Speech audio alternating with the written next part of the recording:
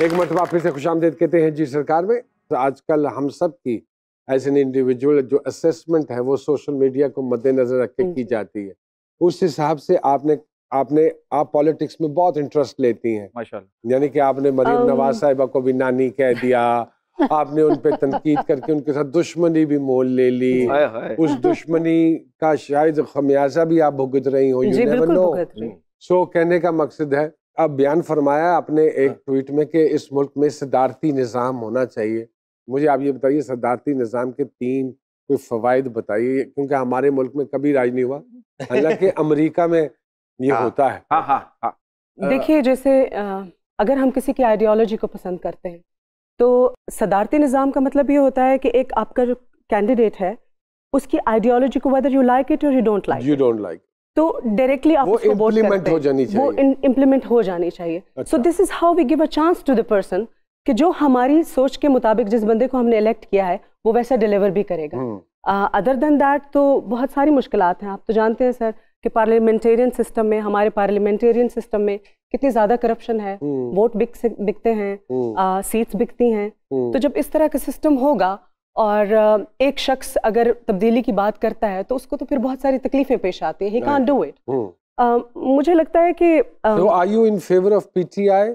I am not in favour of तब्दीली की बात तो सिर्फ PTI I am in favour of Imran Khan only. अच्छा, मुझे अगर किसी शख्स की आइडियोलॉजी समझ आती है तो that is one and only Imran Khan. वाह वाह वाह। उसकी काबीना में खान साहब को पता है जो आप कह रही हैं? उनको पता हो या ना हो इससे कोई फर्क नहीं पड़ता, इट डजंट मैटर। मैं ऐसा समझती हूँ कि जिस चीज़ को मैं अच्छा समझती हूँ I should have to follow that. अगर कोई शख्स मेरी क्रिटिसिज्म से मुझे उसका नुकसान भी हो रहा है तो अल्लाह ताला ने मुझे इस दुनिया में इसलिए पैदा किया है कि मैं हक और ना हक के बीच में अपनी आवाज़ बुलंद कर सकूं। बहुत अच्छी बात। तो अगर वो मैं करती हूँ तो मुझे उसका खमियाजा भुगतना पड़ेगा, जैसे आपने कहा कि हो सकता है मैं भुगत रही हूँ। क्योंकि इतने अरसे से जो आपके फॉलोअर्स हैं, जो आपके फैंस हैं, जो आपको देखना चाहते हैं, जब आप डिफरेंट लोगों की मिमिक्री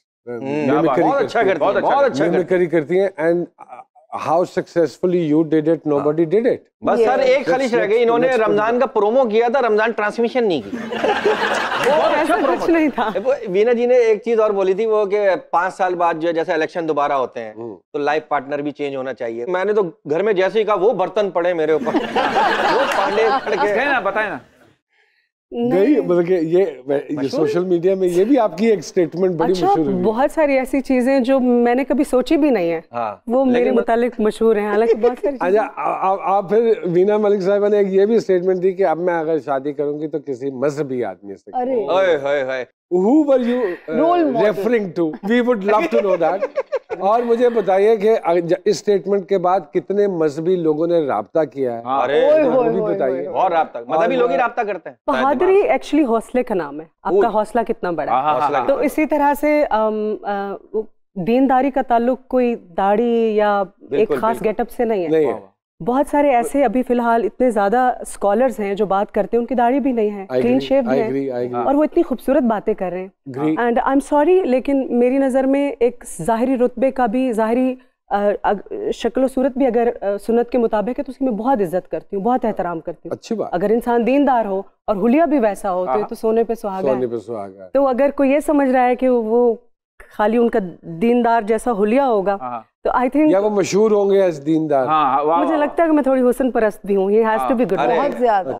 आई कोई ईमेल? वो तो सबके कॉन्फिडेंशियल हैं वो चीजें, अब कैसे मैं शेयर करूं, बुरा लगेगा। मुबारक करे। और मेरे ख्याल में आपको कोई भिनक पड़ी है। वीना जी ऐसा लग रहा है डूब रही है पानी में से हाथ निकल रहा है। इनकी जायचे में सच्ची मुच्ची ये बात सच होती हुई नजर आती है। Oh my God, really? ये तो मैंने, और वो खबर ज्यादा दूर नहीं है। अच्छा जी अनकरीब, बिल्कुल वेरी अनकरीब। वेरी अनकरीब। हो सकता है अभी भी करीब हो, पहचान नहीं रही हूँ। अच्छा, आप इस बात को मानती हैं कि कुदरत ने मर्द को ताकत और औरत को जुबान देकर हिसाब बराबर कर दिया? Do you agree? जी बिल्कुल एग्री। क्योंकि उसकी जुबान के आगे उसकी ताकत कुछ नहीं है। मेरा ख्याल है कि एक जेंटलमैन मर्द जो होता है वो वाकई औरत के आगे ताकतवर नहीं होता है। बहुत अच्छी बात। एक अच्छा मर्द औरत के आगे अपनी ताकत नहीं दिखाता। सही बात है, सही बात है। शुरू में वीडियोस का बड़ा आया कि हमारे पास वीडियो क्लिप्स हैं और सियासतदान अक्सर ये बातें करते सुनाई देते हैं, और फिर ऑडियो क्लिप्स भी रिलीज होनी शुरू हो गई। आपके हवाले से भी ये था कि आपके पास भी कुछ लोगों की कोई क्लिप्स हैं। नहीं नहीं, मैं इस तरह का कभी भी जिंदगी में इंसान हूँ शायद, बल्कि मैं इस तरह के इंसान हूँ कि I am very good at keeping somebody's secret. और मैं समझती हूँ कि सियासत में ये बड़ी टेरेबल बात है कि इस तरह की सियासत की जाए, लेकिन एक सियासतदान को ऐसा ज़रूर होना चाहिए कि उसका दिल होना चाहिए कि वो क्रिटिसिज्म बर्दाश्त कर सके। अगर आप झूठी डीड कोर्ट में जमा करा सकते हैं, आपको पता है सर, कोर्ट की एक बहुत बड़ी प्रेस्टीज होती है, अगर वहाँ पे आप फेक पेपर्स जमा करा सकते हैं तो आप इमेजिन करें कि आप मॉरली कितने करप्ट हैं। तो मैं समझती हूँ कि अगर आप इतने करप्ट हैं और आप इतना दिलेरी से झूठ बोलते हैं तो फिर you have to be ready कि लोग आपके ऊपर बात करें, तो देन टेक इट, आप इसको बर्दाश्त कीजिए। अदालत के तकद्दुस और उस हवाले से बात की। जी बिल्कुल सर। आपका एक केस चल रहा है, उस हवाले से अगर मैं बात करूं तो वालदा मोहतरमा ने बोतल ही चुप के मार दी। वो हुआ ये था कि मैं एक ऐसी चीज़ को पिछले तकरीबन फॉर द लास्ट 7 years मैं इसको फेस कर रही हूँ, अनफॉर्चुनेटली, चाहे दुबई के कोर्ट्स हों या पाकिस्तान के कोर्ट्स हों। तो कोर्ट में कुछ इस तरह से हुआ कि उन्होंने बहुत ज़्यादा कुछ गलत बयानी की। एक तो कोर्ट के अंदर मीडिया को इनवाइट करना, फिर पूरी की पूरी कैंपेन चलाना। तो मेरे अंदर तो बहुत ज़्यादा हौसला है, मैं तो बर्दाश्त कर लेती हूँ। वालदा साहिबा बीमार भी हैं बहुत ज़्यादा, 2 दफ़ा कोर्ट भी आ चुकी हैं, तो उन्होंने बॉटल फेंकी, लगी भी नहीं, लगनी चाहिए थी। अच्छा, इट्स लाइक दैट। अच्छा जी। अच्छा, चलिए हमारी दुआ है इस इशू से एज सुन एज पॉसिबल आप निकलें और जो आपके हक में बेहतर है, जो आगे से बच्चों के हक में बेहतर है, बेशक अल्लाह पाक आसानियां पैदा करे। कोई एंटरटेनमेंट का प्रोग्राम करें, इनको देख के बड़ा मजा आता है। मैं इसी तरफ आ रहा बिल्कुल बिल्कुल कि कुछ डिज़ाइन सुना आप कर रही हैं कि इस हवाले से, डूइंग एनी पर्टिकुलर प्रोग्राम, कोई वेब के लिए कुछ चीज़ डिज़ाइन कर रही हैं, कुछ ऐसा है जी। कि ऑडियंस, आपके जो फॉलोअर्स हैं वो आपको दोबारा स्क्रीन पे देख सकें? शोबिस के बारे में मैं डे 1 से आई नेवर बीन एग्रेसिव, या फिर I never been very over ambitious. मैं अपने आप को ऐसा समझती हूँ that I am a destiny's child. मैं बहुत ज़्यादा डेस्टिनी पे यकीन रखने वाली हूँ। द रीज़न मैं कोई प्लान भी नहीं करती हूँ, मैं हर दिन को सुबह उठ के उस दिन को प्लान करती हूँ। आई डोंट नो मैं अगली सांस मुझे आएगी भी कि लेकिन नहीं। शाम को अगर वेब पे कोई चीज़ चलनी है, दोपहर को नहीं प्लान हो सकती, इसके लिए एक प्रोसेस है, एक टाइम है। We are working for one of the project, अच्छा। जो कि बहुत ज़बरदस्त, जो मुझे बहुत अट्रैक्ट किया उसने, and I signed it up. उसकी अनफॉर्चुनेटली अभी शूट नहीं शुरू हो सकी। And other than that, yes, कोई भी बहुत अच्छी चीज़, या तो सर प्रोग्राम को इन्फॉर्मेटिव होना चाहिए या फिर उसको एंटरटेनिंग होना चाहिए, बीच में कोई चीज़ नहीं होनी चाहिए।